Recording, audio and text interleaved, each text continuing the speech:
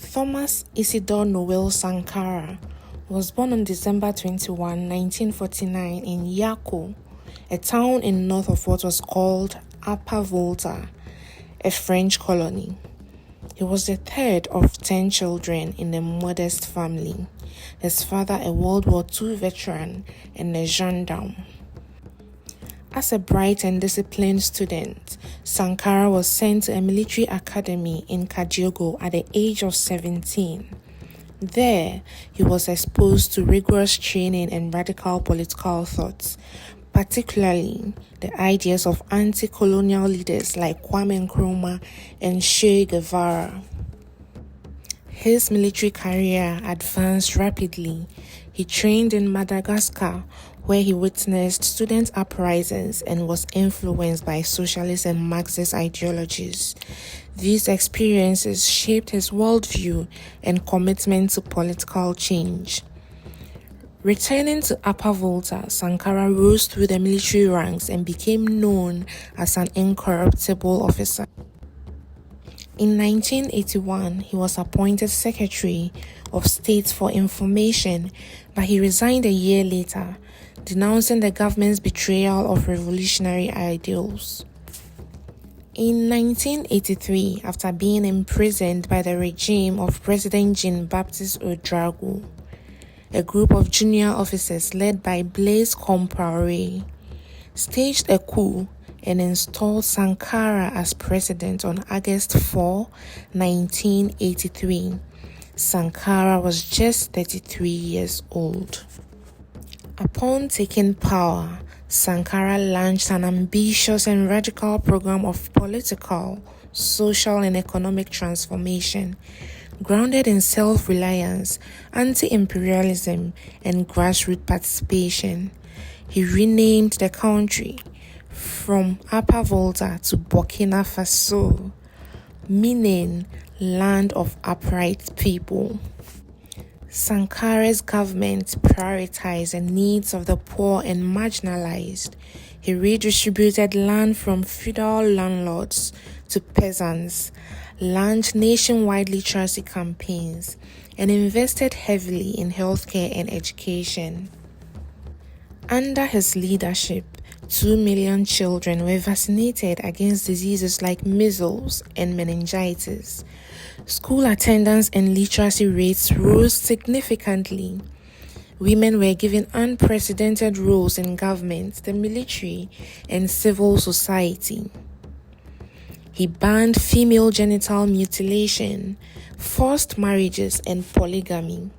Sankara declared, "The revolution of women's liberation go together. We do not talk of women's emancipation as an act of charity or out of a search of human compassion.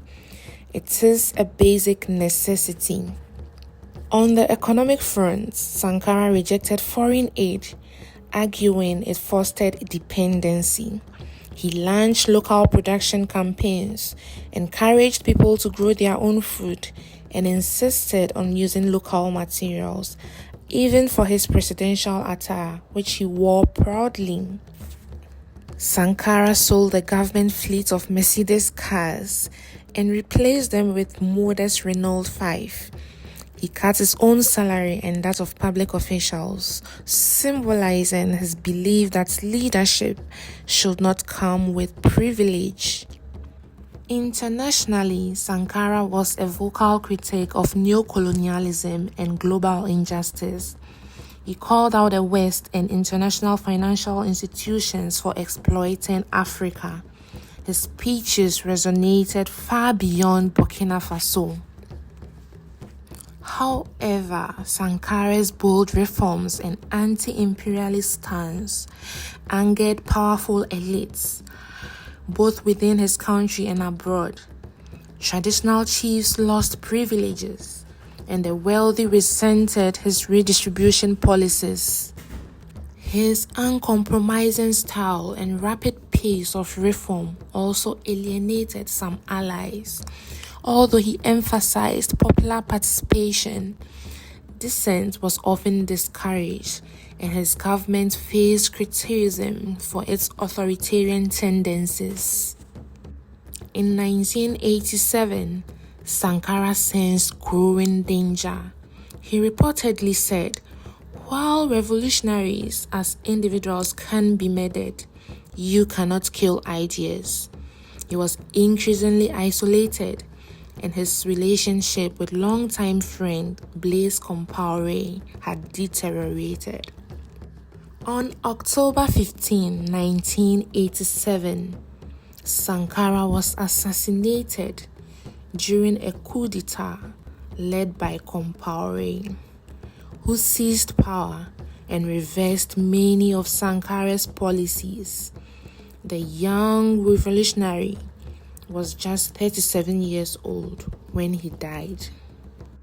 For years, the truth about his assassination was suppressed. Compaoré ruled for 27 years, maintaining close ties with Western powers and benefiting from regional stability, until he was ousted by a popular uprising in 2014. In 2021, after decades of advocacy by Sankara's supporters, Compaoré and others were finally tried in absentia for his murder. In 2022, the court found Compaoré guilty and sentenced him to life in prison, a symbolic but important moment of justice.